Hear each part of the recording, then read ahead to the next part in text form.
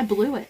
I blew it. I didn't, well, I didn't blow it when I wanted to. I screwed up. And that was the thing that I regretted the most from college.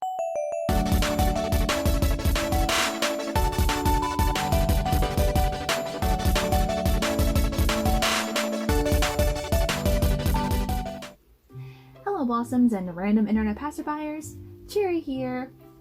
It has been almost 4 years since I graduated from college. Yes, I did the college thing. And recently I pulled out my diploma that's been sitting in my closet all this time. And you know, pulling this thing out, it made me think about a lot of regrets that I had in college. And there was one situation that really kind of regret. And so I figured it would be a smart idea to make a video, you know, talking about the situation I was in, the regrets that I had, in hopes that maybe if any of you out there find yourself in a similar situation, you won't make the same mistake that I made, and you'll know how to handle the opportunity. A little bit of some background information. I went to a private university where like everyone was rich. Not only that, but a lot of people were just really hot. Not everyone, but like a lot of people were hot.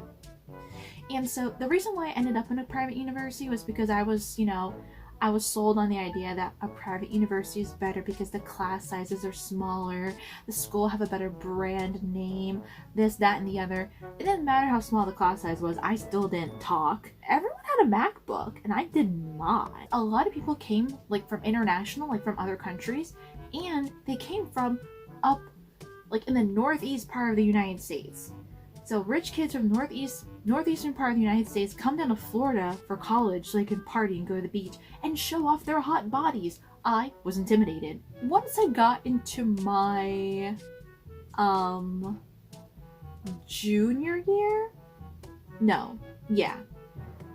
I started to feel a bit more confident in myself because after I studied abroad in Japan, I somehow felt like so much more confident about myself because I like accomplished something I wanted to do since I was 12. Like I went to Japan, like I felt so great. You know, I had this public speaking class that I was actually a little bit too overconfident in. In a public speaking class, first of all, you can, you know, you have like topics that you have to write speeches about, but you can kind of write about anything within that topic. So I went crazy with that. I wrote a speech about cosplay. I wrote a speech about Weird Al Yankovic. I played the video Amish Paradise in front of the whole class before I gave my speech. I also talked about, God, what else did I talk about? I don't even remember. But like I know like the one that I was most proud of was my speech about cosplay. Because you know, I just love conventions so much. That speech wasn't really that bad. I basically talked about how there's a hobby called cosplay. There's different types of cosplay.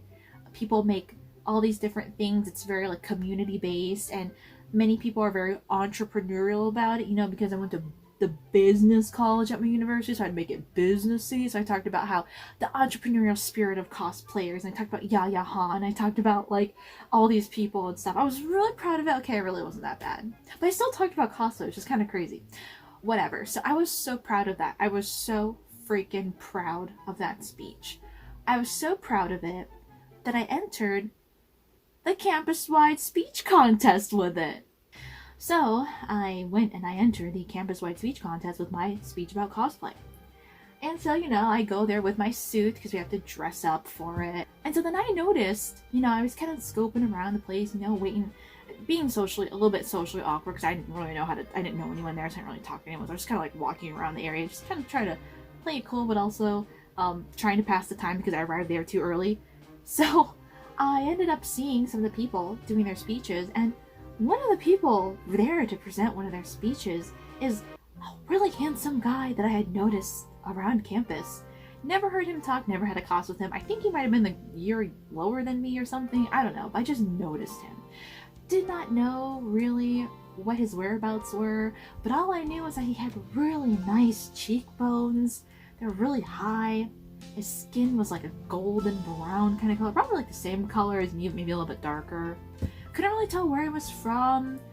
His hair was like brown. I kind of forgot what he looked like a little bit, but it was like it was like, it was nice. He looked like he could be a model. He wasn't really super tall, but like, so maybe he couldn't be like an actual model, but in my mind, in my heart, he was like model material. So I was like, okay, guess he's participating in the contest. Whoop-de-doo. So we all get down and sit in the classroom where the speeches are being presented. So everyone does their speeches and everything. One guy was like making a speech about how music this day has no meaning, and he literally like would compared like the older bands back in the day, like the Beatles, and he used like Nicki Minaj as an example. I was like, are you serious? Like, come on. Like, obviously Nicki Minaj is not meant to be taken that seriously. And also, like, there's still people that are in bands that are making music with deep lyrics, quote unquote. It was like a meme come to life, but regardless, like, that was one of the things I had to sit through. Can't remember anything else, unfortunately. That was the only thing that stood out to me. Then I get up there and I do my speech. I was a bit nervous. I think I could have done better. Okay, I think I could have done better. But like, you know, I was standing, trying to make eye contact with people in the audience. Thank God no one was staring back at me in the eyes. I noticed the guy in the audience was staring at my projector screen, really taking in the information, so that was kind of nice. And so I'm done. And then I sit back down, and you know what? I was like, I don't really think I killed it, but I did it. So there was that. Presentation goes by, and then the guy goes up there and he presents his speech. And let me tell you, there was nothing that could have prepared me for what was about to come out of his mouth when he went up there. So I wish I could remember it better, but I do remember the key points. And he goes up there, and he basically made a speech about why you should date him. And I was like, but like composed.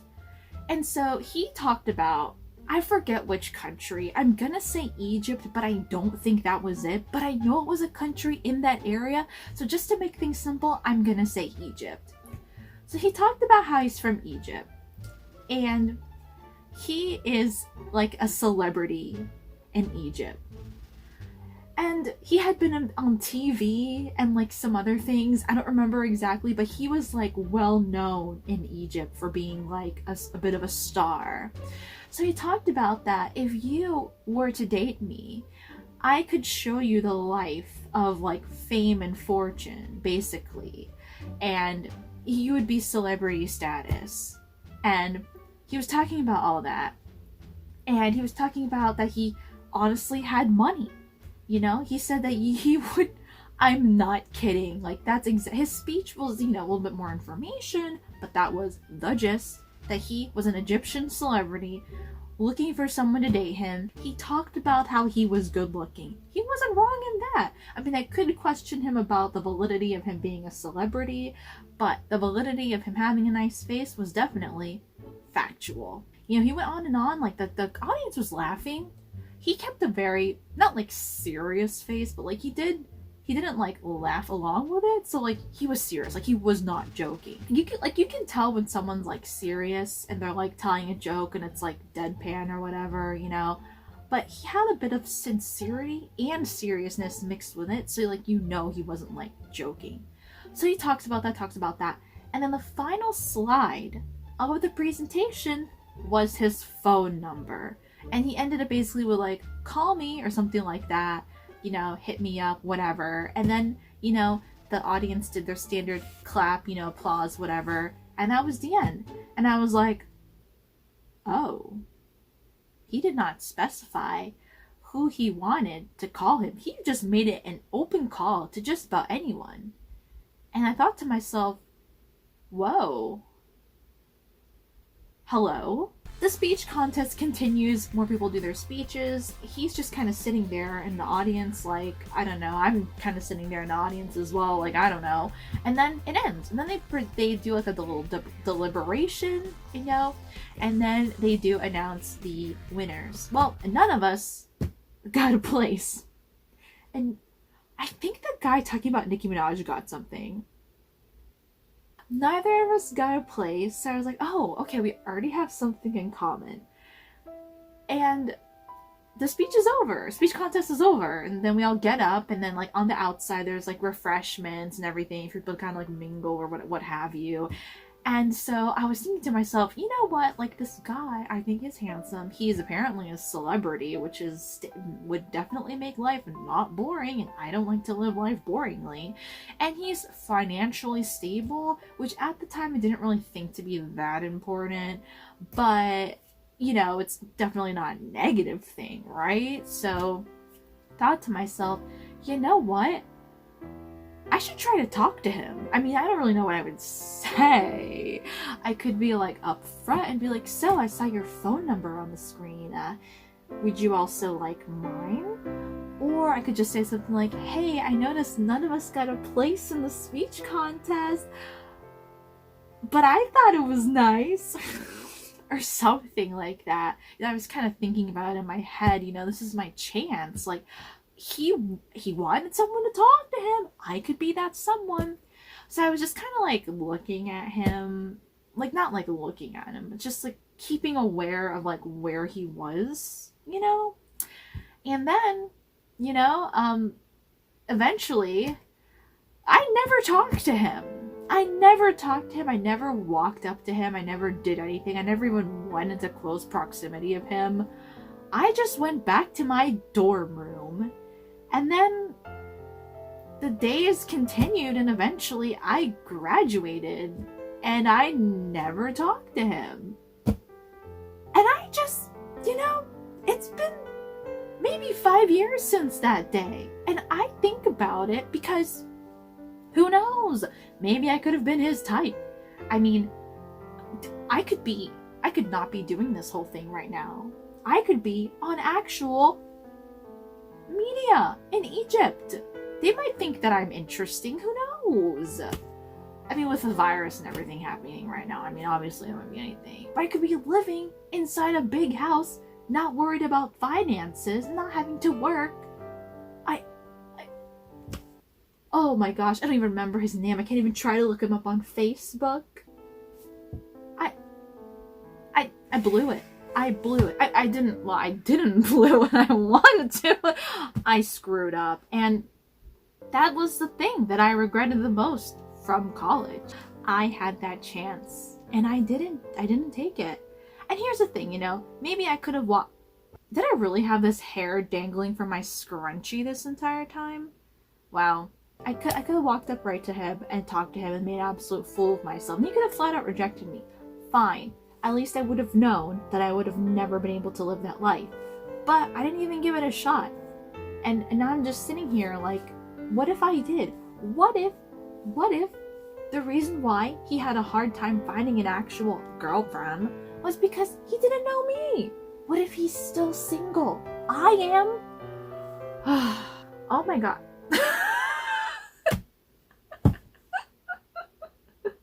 Listen, this isn't fake. It was a real situation. I couldn't get the rich boyfriend, so you know what? I might as well try to at least monetize the story. So thanks so much for watching, everyone. Let me know in the comment section below if you would have taken up the chance to be with Mr. Egyptian Celebrity. And you'll see me in the next video of mine. You decide to click on. Bye!